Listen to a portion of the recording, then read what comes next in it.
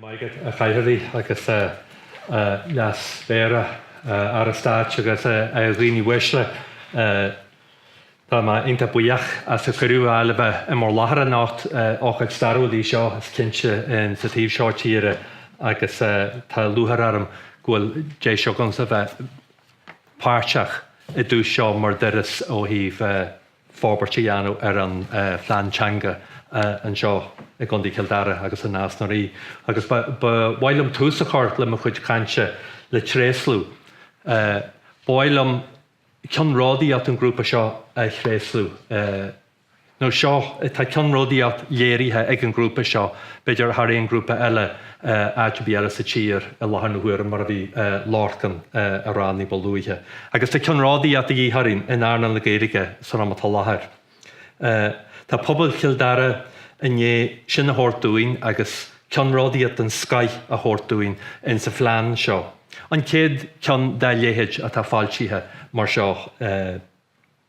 Seo siomlar den chorthaige a bhhailinn in airna na Gaeilge, bhhailinn a waras na Gaeilge, bhhaile sin rialtas agus bhhaile glór na Gaeilge agus na ceanugriaí eile.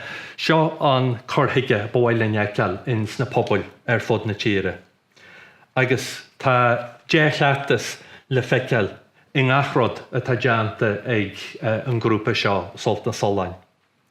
Tá déchleachtas I gceiste acu in sa dóid a deithise do ggóirle de grúpi pobl agus grúpi Jónacha agus agriatí stáit agus agriatí eile sa cantar.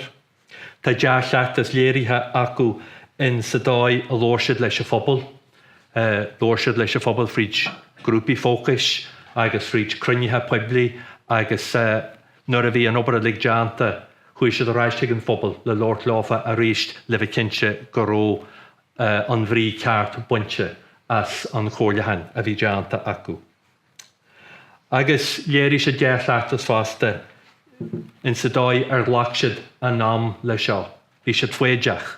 Glach seo gabhlíon as an pobl seo a choirigh na ceile. Chuir sé tús leis hir an gabhlí sa 7 tá mar denis a dús gabhlí sa 9. Ní haisiad ina cheandó rúthlú, glachsiad an nám lena cinse go ró an práises ceart agus gro na cáris ceart. Tá an spéisio goin in sa chorthaige atá acu leis an condaí ar fad, go raithinn siad na dúlainn a bhainniú le fábairt na Gaeilge ar fod na condaí, agus gur thacraí siad an chorthaige modúlach seo atá léirithe sa phlean acu. B'imiid ligas dóilm in airna na teanga, in airna na Gaeilge a chefad ar seo le go bhheicimiid go dtí go maithí go zíar a haid leis. Is cinse ghfuil an éisiomlar tucha ag an grúpa seo agus bhíon cinse go dteochaí gréin na homaíochta is deach an áte í eile sa condaí inis nuair a tíisiad go dtí atá buinte amach sa tíomh seo tíre. Tá béim leocha acu ar na nithe cearta in sa phlean seo. Tá trí sprech phobal réanaithe acu, locht na Gaeilge na fólamarí agus níl dearm a deanta acu don mhór phobal. Na daoine sin chuid is mód a phobal na tíre agus cinse an chuid is mód a phobal na condaí seo a tá báil leis a Gaeilge agus a géirí taiciad a thortaíthe. Tá béim cortha acu ar chorthaige cóháite. Tá siad inné teagúla anú leis na grúpaí agus leis na daoine aonar a teag saothra san na teanga agus I géirí tá siad inné a thortaí gionnaí ceile faoi bhreat an phlean seo. Mar a thola sibh ó Seoladh sin na caintní bolúithe tá anbhéim acu ar na gréasáin nó ar na líonraí sáisialta sáin spéise.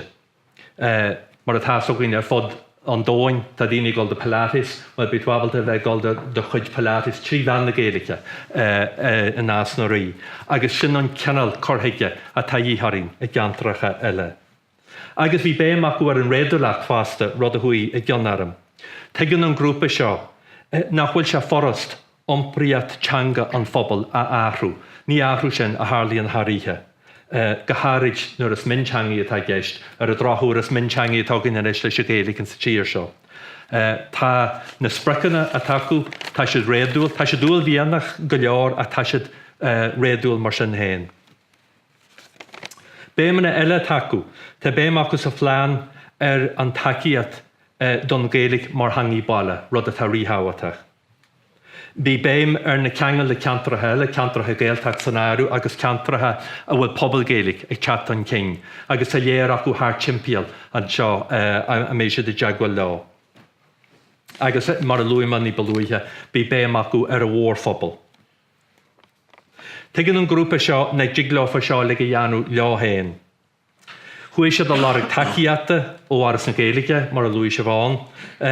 Ní thug ma déine maran Jontaisi don grúpa seo, léir Jontaisi bige do campi saoirí, do grúpi áige agus an áige thug muid taciat do ábhairt an phlean héin. Jontaisi bige ach áhairt an luach ar airige tá fáte againn ar inéisteat measar a big agus báilam a rísteile sinna chrééislú leis a grúpa sin. Agus mar a dúirt siúan daoine a gobar go Jonach, níl daoine fastithe leis a Gaeilge sa ceantrathe seo.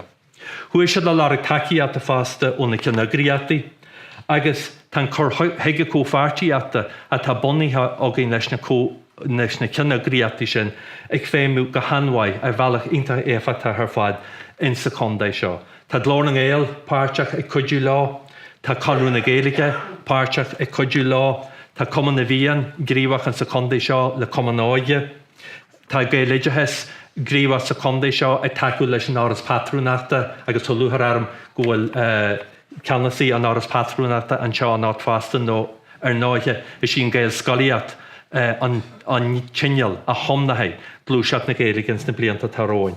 Agus tá Gaelín páirteach in sa condaid seo fasta leis an Gael bhreatach ins na scoil na Béarla agus a gcuid na Gael scoil na fasta. Léiríonn an chorthaige sin, an chorthaige cófartíata sin, léiríonn se an neart a hagan as cort le ceile. Bailim aitheanta sa hort a rins daoine ar léich a bhaineann le seo. Bailim aitheanta sa léich a hort de cóirle condaid Kildare agus don Freewaymanach Peter Carey agus don Africa Gaeilge ar náithe tá luaite coplúar hana féin an áit donna ha McDiarmada. Agus léir ghfuil taciat na cóirle condaid ar fáil den Gaeilge an seo.